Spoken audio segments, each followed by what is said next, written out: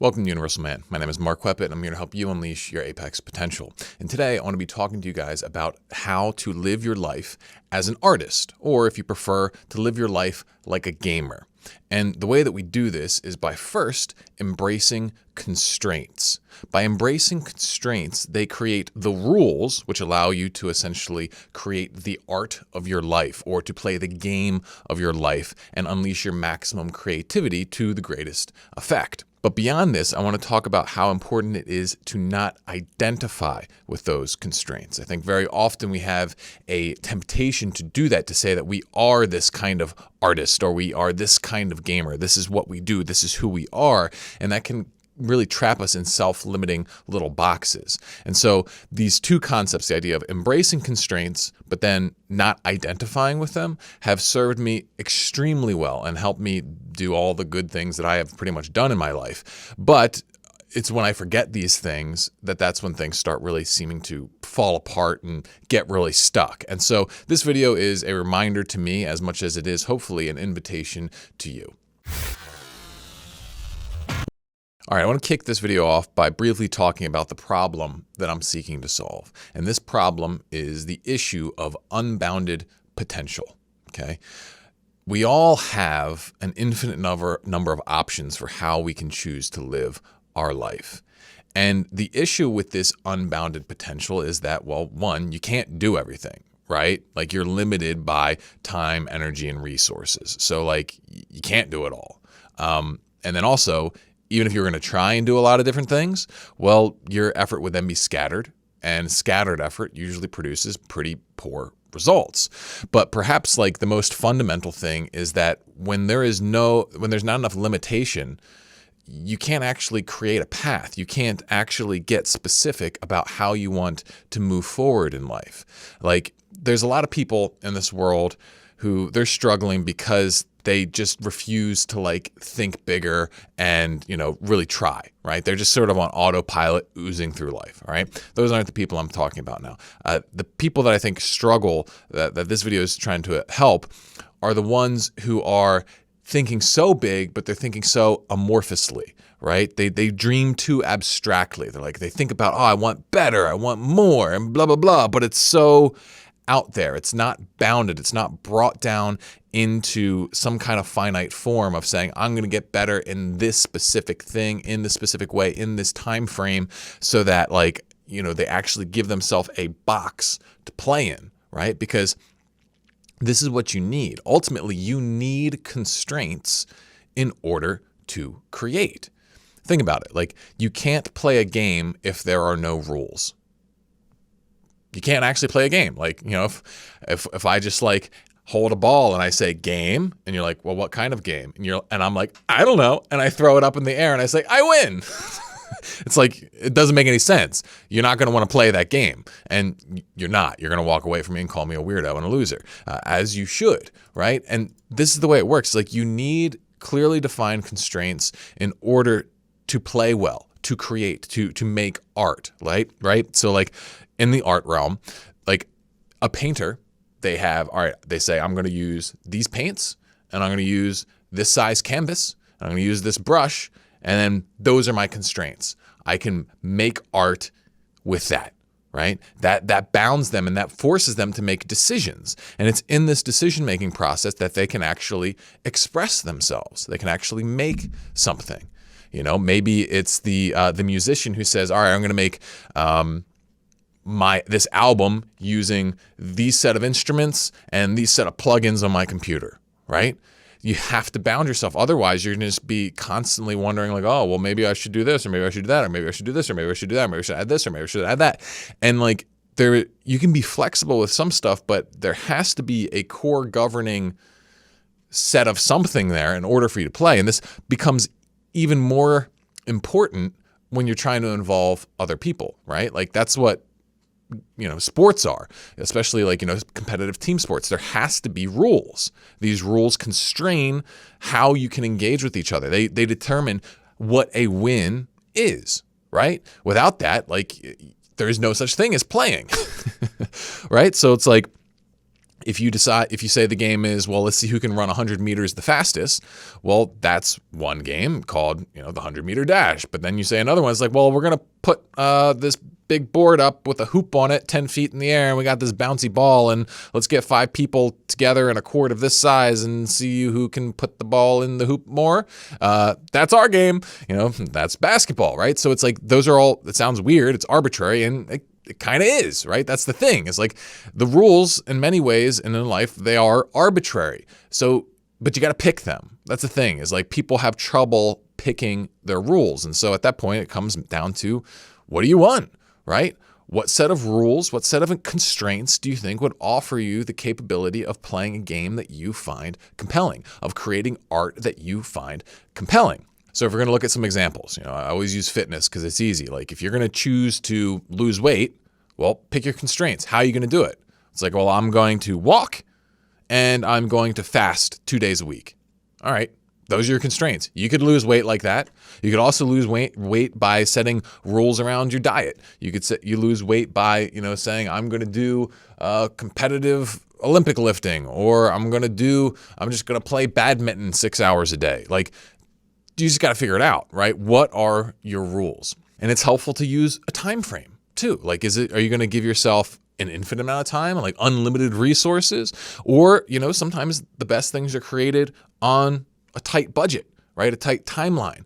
Sometimes my best content has been when I didn't have enough time for it and I was forced to make some risky decisions, right? Like I know one of my favorite punk bands, NoFX, they produced one of their EPs, they had gotten too good at making their music, and they're punk, and they're like, oh, it's got to be sloppy. But they were they played too many years together, so they couldn't make a sloppy album anymore. And so they said, they had the lead singer, he created all the songs, but he didn't tell the band, and he got the band together, and they learned them all in one day and recorded them on the first take without any major screw-ups. They finished the whole thing in 4 hours, and they their purpose, their art was to create a messy album. And they did it through a creative constraint. Right? And so there's all different ways to do this, but you have to realize that whatever it is that you're trying to do in your life, if you do not constrain it, then you will not be able to create it.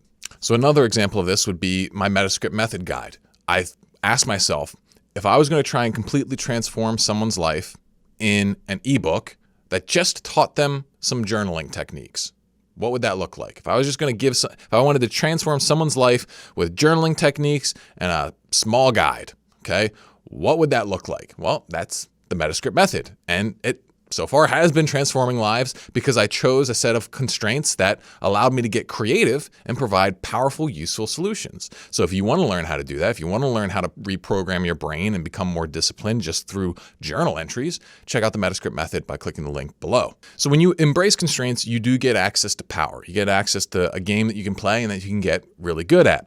But the danger of this is that people have the tendency to then identify with their chosen constraints. They make it a part of who they are. And this is dangerous because when that happens, people will actually, they will hold on to their identity and they will defend this part of their identity, even if it means repressing some authentic part of themselves, like their rationality or even, their authentic feelings, because any kind of rational thought or emotion, that is usually psychologically, it's secondary to your sense of self. And so if you make your constraints part of your sense of self, well, then you might end up making some bad moves.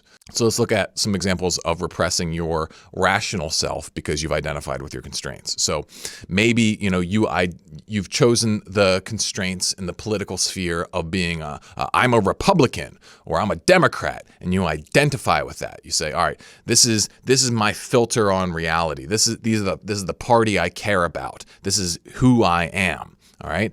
And there's usefulness to, engaging with a constraint like that. It's like if you say, all right, I'm a part of this party, well, then you probably have a bigger capacity to change and influence that party. You're going to care about it more, all that kind of stuff. It can be good. It says where I'm going to focus my attention politically or whatever. But the problem is if you really identify with it, well, then, maybe at this point you may end up following that party off the cliff. Because maybe, they're saying stuff that doesn't actually make sense to your rational mind, but if you identify with it, it's like, well, you got to agree with it or else you got to almost attack yourself. You don't want to attack yourself. So you'll just tell your irrational mind, shut up. Hey, they're not that dumb. They're not going to screw us over. And then you just, at that point, you kind of become one of those like mindless ideologues, those zealots who just, they've identified with something. And so, if you attack the political system there, then you're attacking them, and then they get real butthurt about it and they want to fight about it and all this kind of stuff. So like, that's obviously a huge problem that's going on in the day. There's other issues too. Like, so people do this with brands. It's like, I'm an Apple guy or I'm a Ford guy. Okay. And yeah, there's usefulness to focusing, on a specific brand that might reduce how difficult it is to make decisions. It's like, if you're a Ford guy, well, then buying a car becomes a lot easier. I just bought a car, like my first one since, I got one from my parents like 10 years ago. It's like, it was difficult. There's so many cars to think about. And it's like, I can see why people would just want to marry themselves to a brand. And then, maybe they can even form a community around it. Like I get how like Apple people, they all love each other and stuff like that. Like I was really into Google at one point. I thought Google like 8 years ago was like the coolest thing ever. And I like wanted to have everything Google. The problem was if I identified as I'm a Google guy, well then when they started doing evil shit, at least stuff that I viewed as bad, I would have had to repress that part of me in order to preserve my identity, right? And so you got to be careful with this. It's very easy to get sucked up into identifying with your constraints. And it's not just the rational part that people will repress. It can also be emotional things. Like for me, when I first started doing my life coaching and building my business, I constrained myself to saying, all right, I'm going to do one-on-one coaching and I'm going to create YouTube videos, and it's going to be about quitting porn. All right. That's how I built my business. It was very constrained, but it worked. It gave me enough focus to be creative and impactful in a small lane, and it got me going. But the thing was, eventually, emotionally, I knew I wanted to do more. I didn't want to just help guys quit porn and then have them disappear and leave me and whatever. Like I wanted to actually continue to learn and grow with the people that I built connections with and continue to serve them. And so I realized, all right, I have to go beyond porn. I have to go into masculine development. I have to go into productivity. I have to do mindset. I have to do all these things. And so, if I just identified as I'm the porn quitting guy, well, maybe that would work from a branding standpoint, probably could have worked from a financial standpoint, but it didn't jive with me. It would have required me to be inauthentic with myself, right? And so this kind of stuff is important to be aware of, that you can't be, too obsessed with what you're doing. And it's tempting to do that because it gives your life a sense of security. It gives you a sense of having things figured out. But rarely is it going to stick for too long. Some people maybe get lucky and they're just like, I'm this thing and that's who I am from day one to the day I die.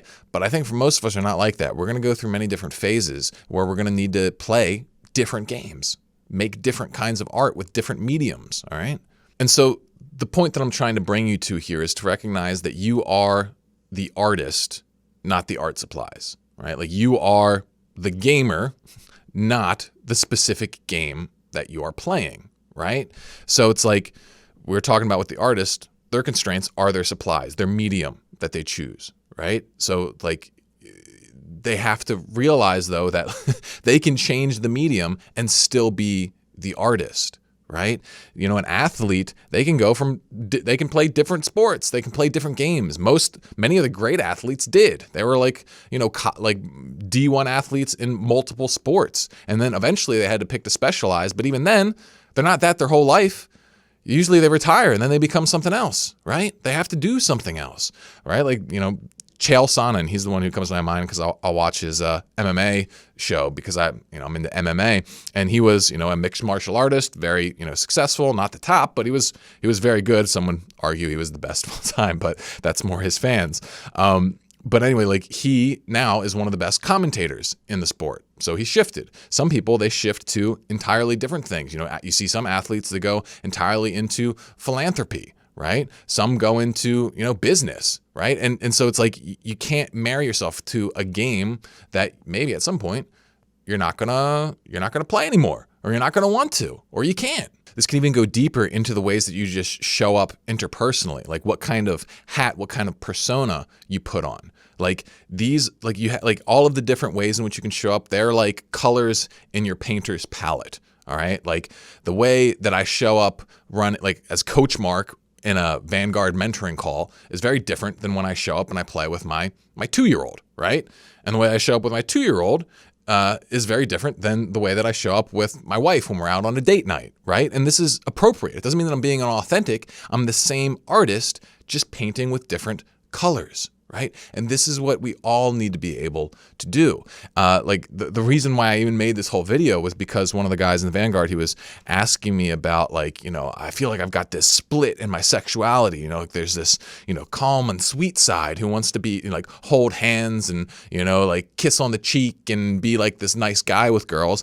But then there's like this like raging like sex animal inside of me too that like I feel like only has a place in porn. And what I wanted him to realize is that like, listen, dude, you're trying to identify with one of these and you can't, because like if you identified with one, well then you would have to deny this other authentic part of you. I want you to zoom back and don't identify with either of them and realize that they're both just energies that you have. You can learn how to paint with them according to the situation, right? Like what is most appropriate? Well, it's maybe at the beginning of a relationship, you keep it more of the sweeter side. But then if you get committed, you're married, it's all right to bring out that animal in the bedroom, and chances are your wife would even appreciate it, right? It's two parts of you. They come from the same source. They're all part of your sexuality. And this capacity to be flexible with yourself is what's, I think, absolutely key in order for you to create your masterpiece, which ultimately should be your life, right? And so hopefully this talk has inspired you a little bit, maybe made you think outside the box a little bit, maybe actually inspired you to think inside a box a little bit, because that can be very powerful as well. I'm doing this myself. I'm trying to figure out what's the next phase of Universal Man. I got to figure out what constraints I want to embrace. It's exciting when you start thinking along this way, because you realize, oh, the box that I pick is actually like the game that I'm going to choose to play. And then at that point, it's like, well, what game's going to, 1, be the most fun, and 2, get me the best results? And that intersection point between them, that's where you want to be. So, hope you got something out of this, my friends. If you did, please like, please subscribe, please leave a comment, help me out with the algorithm, and I'll see you all in the next one. We up.